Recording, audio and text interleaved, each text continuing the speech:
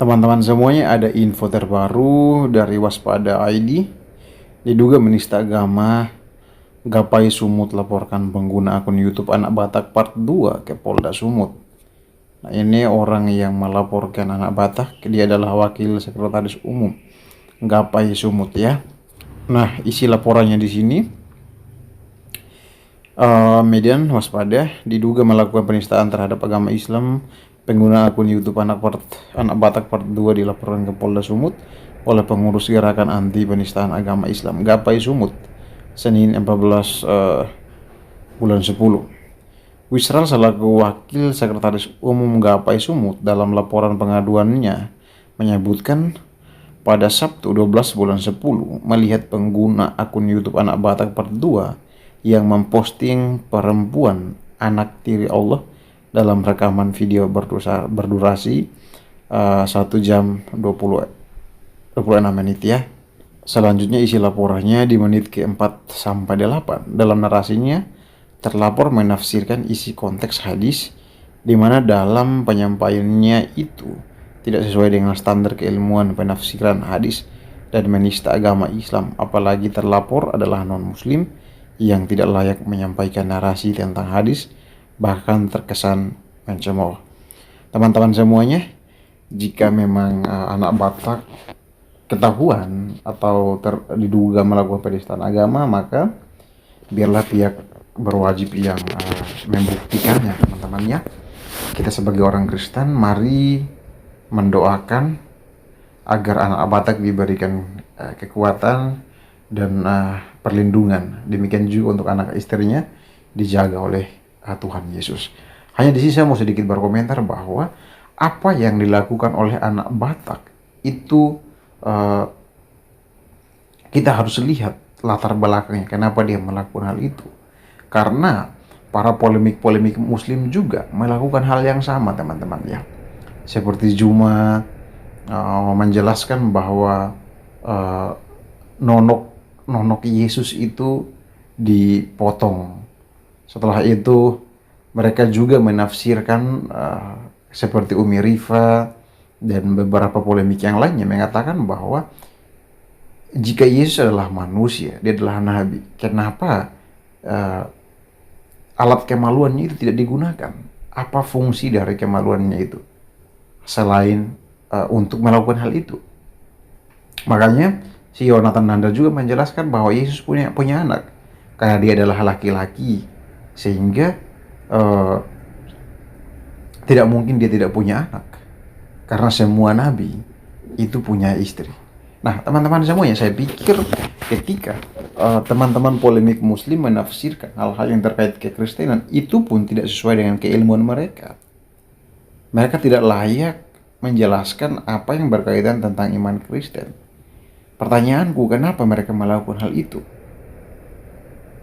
Mereka seharusnya dijerat juga dengan penistaan agama, teman-teman ya.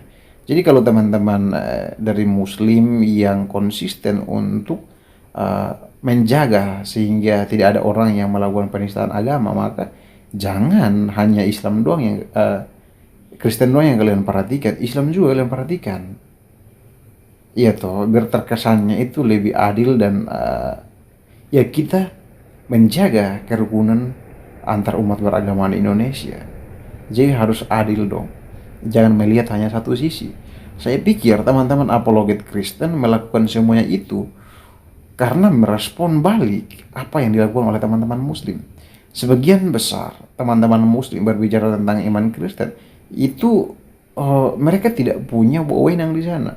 Seperti Kainama, Zuma, Yonatan Nandar, Guldian, Umi Rifa, tidak perlu.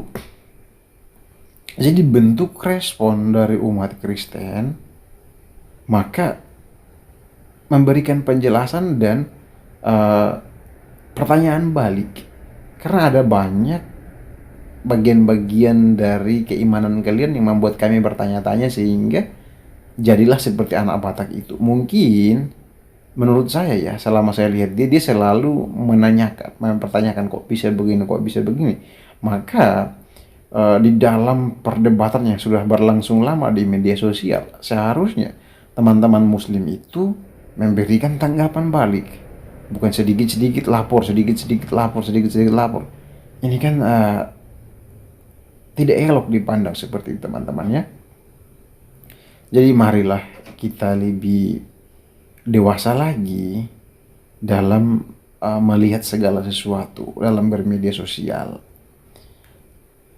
Saya pikir kalau dia menjelaskan, dia mengajarkan ya, kalau dia mengajarkan tentang Islam kepada orang Kristen secara salah, maka bisalah masuk di ranah penistaan agama. Tapi bagaimana kalau yang dilakukan adalah dia bertanya? Dia bertanya karena meresponi serangan-serangan dari teman-teman muslim yang begitu masif kepada iman Kristen. Nah, kami pun selain menjelaskan iman kami pun patut mempertanyakan juga iman teman-teman yang menurut kami itu mengganjal, tidak masuk akal. Kan tidak ada salahnya di sana, teman-teman ya. Tidak ada salahnya. Kecuali statement langsung di mana di situ dia menjelaskan bagian itu dan mengajarkan itu secara umum kepada semua orang Kristen. Tapi kalau di situ dia bertanya, apa salahnya, teman-teman ya? Kalian seharusnya memiliki kewajiban untuk menjawab semuanya itu. Itu mungkin, teman-teman, tanggapan saya ya terkait kasus yang sedang berjalan. Dan tadi malam sekitar jam 11 atau 12, saya tidak tahu persis jamnya, hanya saya melihat bagaimana rumah anak Batak itu didatangi, dikepung oleh banyak massa dari muslim, dan pada akhirnya anak Batak dijemput dan dibawa ke Polda Sumut. Ini ya tindakan-tindakan main hakim sendiri menurutku ya. Seharusnya dilaporkan ke polisi, biarkan polisi yang memiliki wewenang, memiliki surat tugas perintah untuk penangkapan atau penjemputan anak Batak. Jadi mari kita menghormati hukum yang ada di Indonesia. Semuanya ada mekanismenya ya, teman-teman ya. Baik, teman-teman semuanya, hanya itu yang dapat saya sampaikan komentar saya terkait kasus yang sedang berjalan.